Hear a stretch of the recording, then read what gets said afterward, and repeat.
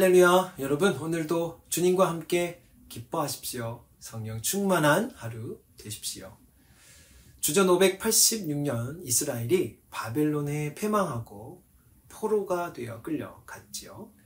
예루살렘 성전이 무너지고 다윗 왕국이 망하고 바벨론에 사로잡혀갔을 때 그 이유가 무엇인가? 그 질문에 답한 책이 열왕기라면, 역대기는 주전 538년 이스라엘 백성들이 포로에서 돌아와서 예루살렘 성전을 재건하고 성벽을 수축했지만 여전히 바사 제국의 속국으로 남아있을 때 아직 우리가 하나님의 백성인가? 하나님의 약속은 아직 우리에게 유효한가?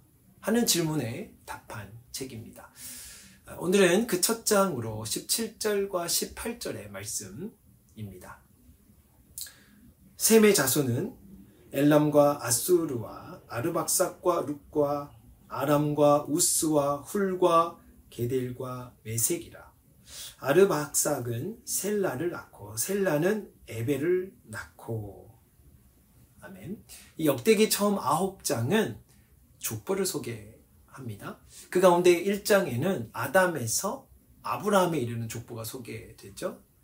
특별한 것은 노아의 세 아들 가운데 이 큰아들 셈에게 아들이 9명이 있었어요. 그런데 첫째가 아니라 셋째 아들 이 아르박삭에게 그 선민의 정통성이 넘어갔다는 거죠.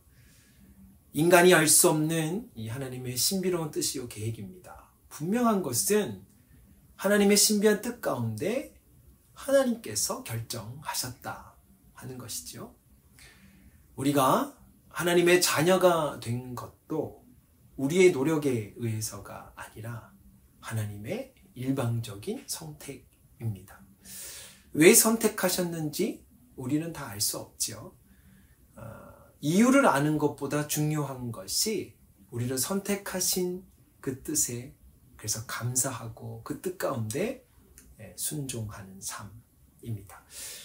여러분, 오늘 하루 그 하나님의 택하심에 감사하고 하나님의 그 자녀 되게 하신 것에 우리가 자부심을 갖고 그 은혜가 헛되지 않도록 하나님의 뜻하심 가운데 그 하나님의 선하심을 나타내며 살아가는 우리 모두가 되기를 주님의 이름으로 축복합니다.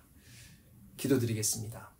사랑 많으신 아버지 하나님, 미련한 인간이 하나님의 그 높으신 뜻을 다 헤아릴 수 없는 가운데 또 주님의 놀라운 그 은혜 가운데 우리를 택하여 주신 것을 우리가 감사함으로 받고 그 은혜가 헛되지 아니하도록 오늘도 하나님의 선하심 가운데 나아가는 이 하루 되도록 은혜 내려 주옵소서. 예수님의 이름으로 기도 올리옵나이다.